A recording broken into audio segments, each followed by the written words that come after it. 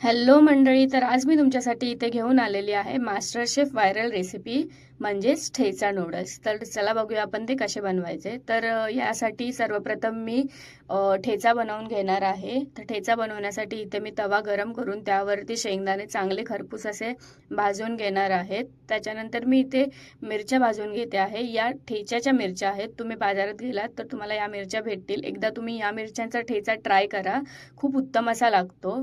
मी पहिले मिरच्या अशाच भाजून घेतलेल्या आहेत. त्यानंतर थोडंसं मी ऑइल टाकून त्या मिरच्या चांगल्या भाजून घेतलेल्या आहेत. जास्तही आपल्याला या मिरच्या करपवायच्या नाही आहेत. थोडंसं अगदी असे चट्टेपर्यंत मिरच्या भाजून घ्यायच्या आहेत. त्यानंतर मी मिक्सर जारमध्ये शेंगदाणे आणि लसूण जो घेतला होता तो बारीक करून घेते आहे. हे मी वेगवेगळं बारीक करते कारण ते चांगलं बारीक नाही होत जर एकत्र केलं तर.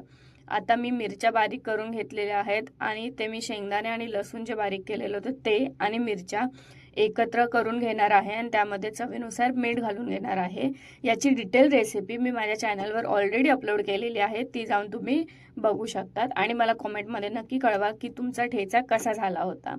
तर आता आपण वळूयात नूडल्स बनवण्याच्या प्रोसेसकडे. तर त्यासाठी मी एका पातेल्यामध्ये पाणी टाकून चांगलं तापवून घेतलेलं आहे. त्याच्यामध्ये थोडंसं मीठ आणि ऑइल टाकून घेतलेलं आहे जेणेकरून आपले नूडल्स स्टिकी नाही होणार. आणि यामध्ये मी आता चिंग्सचे नूडल्स वापरत आहे जे की चांगले पातळ असतात आणि खायला चांगले लागतात पातळ असल्यामुळे. तुम्ही कुठल्याही दुसऱ्या ब्रँडचे नूडल्स वापरू शकतात आणि हे पातळ असल्यामुळे याची कुकिंग प्रोसेससुद्धा कमी आहे. अगदी 1 ते 2 मिनिटात हे नूडल्स शिजून जातात चांगले. आणि आता नूडल्स बनवण्यासाठी इथे मी कढई तापवून घेतलेली आहे. त्याच्यामध्ये 2 टेबलस्पून ऑइल घातलेले. आय नो ऑइल थोडं जास्त आहे, पण नूडल्सला चायनीज आयटमला थोडंसं ऑइल जास्तच लागतं. त्याच्यानंतर मी इथे कांदा आणि शिमला मिरची थोडंसंच भाजून घेतलेलं आहे जेणेकरून त्याचा क्रंचीनेस राहील. नूडल्समध्ये भाज्या ज्या असतील त्या थोड्याशा क्रंचीच चांगल्या लागतात. तुम्हाला हवं त्या भाज्या तुम्ही याच्यामध्ये टाकू शकतात. नंतर मी यामध्ये आपण जो ठेचा बनवून घेतलेला आहे तो टाकून थोडंसं 1 ते 2 मिनिटं परतवून घेतलेलं आहे आणि याच्यामध्ये शिजवलेले नूडल्स टाकून अगदी थोडंसं मीठ, आपण आधीसुद्धा मीठ टाकलं होतं आणि याच्यामध्ये मी सोया सॉस आणि ग्रीन चिल्ली सॉस टाकलेला आहे. तुम्हाला हवं तर तुम्ही थोडंसं विनेगर घालू शकतात.